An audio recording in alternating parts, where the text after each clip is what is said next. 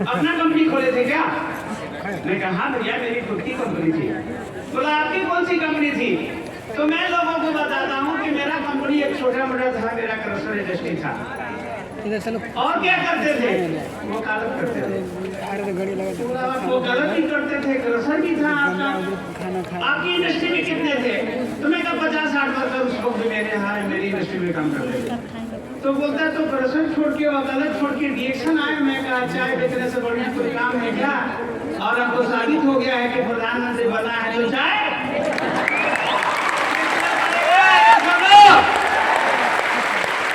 Reaction में भी प्रधानमंत्री यानी ब्रांड एम्बेसडर बनने के लिए चाय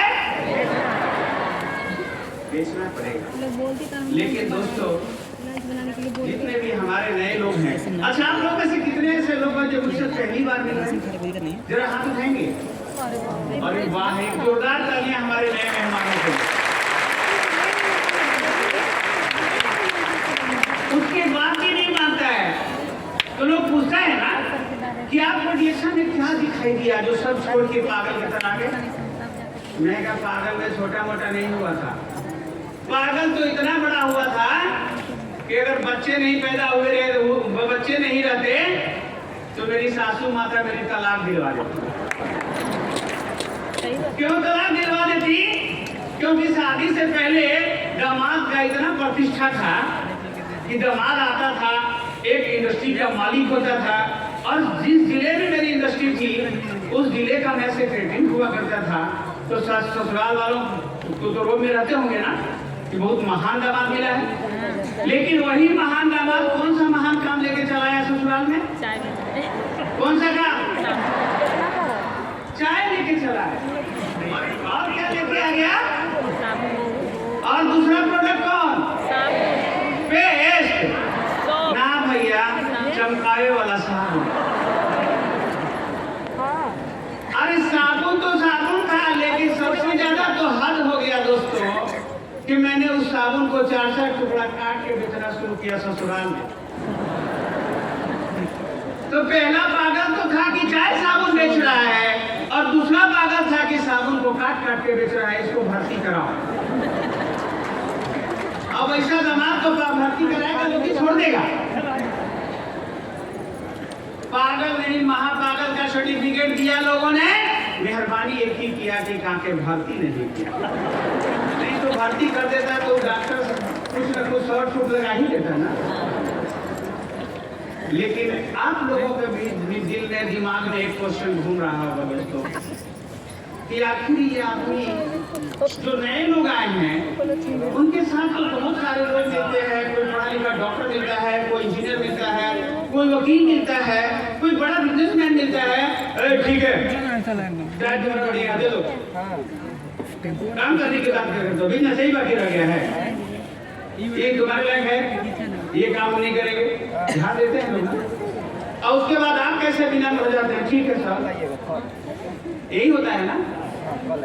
लेकिन क्या आपको पता है कि हमारा डीएक्शन केवल पैसा कमाने का बिजनेस नहीं है, हमारा डीएक्शन केवल अमीर बनने का बिजनेस नहीं है।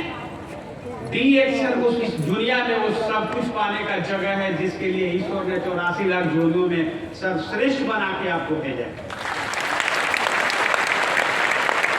अभी हमारे साथ इसी हॉल में एक हमारा छोटा भाई, बेटा समान भाई समान बनारस का बैठे हुए हैं, मिस्टर सुमित कुमार।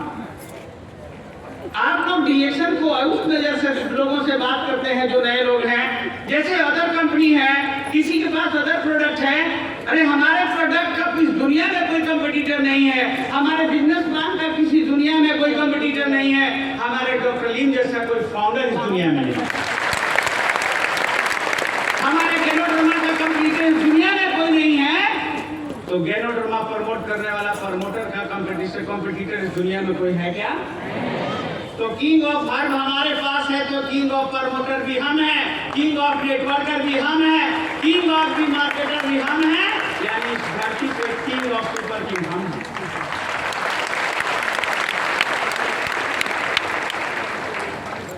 क्या चाहते हैं रिएक्शन से? सब कुछ होते हुए भी क्या नहीं था मेरे पास जो रिएक्शन चाय बेचने को मजबूर किया। गांव से लेकर रिश्तेदारों का पागल का सर्टिफिकेट मंजूर किया। लोगों ने मुझे रोकने का भरपूर प्रयास किया, लेकिन मैंने किसी का नहीं सुना। क्यों नहीं सुना? रास्ते में बहुत लोग ऐसे भी मिले, मेरी गाड़ी पे लोगों देख के लोग पूछते थे डीएक्शन कर रहे हैं क्या सर? मैं कहा हाँ जी, जानते हैं क्या सर? कहा 2 साल मैंने भी किया था। मैंने कहा किया था? आपने किया कहा था कि छोड़ा है डीएक्शन? मैं कर रहा हूँ, जिंदगी में नहीं छोड़ूंगा। और मेरा बेटा भी डीएक्शन ही करेगा। पढ़ लिख के डॉक्टर बने, इंजीनियर बने, आईएएस बने, वो सब कुछ बनेगा, लेकिन नौकरी नहीं करेगा, डीएक्शन का चाय बेचेगा। क्यों बेचेगा?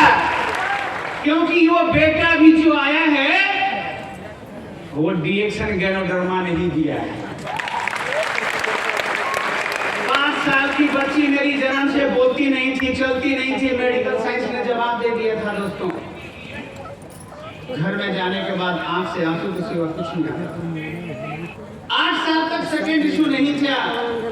पत्नी मेरी रिश्तेदार परिवार के यहाँ जाना छोड़ दी थी, लेकिन जिस बच्ची को मेडिकल साइंस ने जवाब दिया था, आज वो बच्ची इंटर कॉलेज में है, डीएक्शन गैनोडर्मा का दे। 8 साल के बाद लाखों में एक यूनिक गैनो बेबी ईश्वर ने बेटा दिया मुझे, जिसको आप लोगों ने किसी ने देखा होगा तो मेरे बेटे का याद होगा। जो लोग देखे हैं, कितने लोग मेरे बेटे का फोटो देखे हैं या बेटा को देखे हैं? चलिए, बहुत लोग देखे हैं, मिले हैं। क्या वो जापानी जैसा लगता है? उसकी फोटो दिखती थी जब आया था तो, यस और नो? और उसी टाइम मैंने अपनाए अग्रवाल सर सीनियर को एक जोरदार तालियां हमारे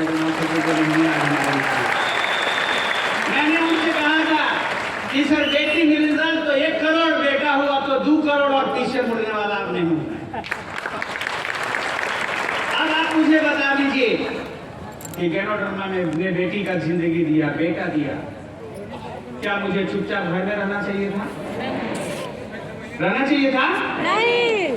इसीलिए मैंने कसम खाया कि बिहार के कम से कम हजारों घर में जाएंगे और इस साबुन के बहाने जाएंगे, चाय के बहाने जाएंगे और लोगों को ये मैसेज देंगे कि मेरी बेटी का जिंदगी यही साबुन चाय बनाने वाला गैनोडर्मा ने दिया है, यही चाय के अंदर में जो गैनोडर्मा है वही उसने मेरा बेटा दिया है।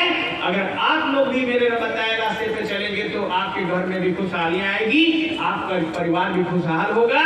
और दोस्तों, यही कसम खा के मैंने बैग उठाया था और आज मुझे गर्व है कि मैंने जो सपना देखा था भोपाल के कैंप में कि ऐसा बिहार बनेगा, ऐसा डीएक्शन परिवार बनेगा कि आने वाले कल में बिहार में कोई हमारे डायमंडों के लिए हॉल नहीं बनेगा, क्योंकि मेरा सपना होगा कि ये कृष्ण मेमोरियल हॉल नहीं, बापू सभागृह में भी अगर एक चेयर पर बैठा हुआ व्यक्ति मिले तो हर व्यक्ति कोरोना मास्टर मिले।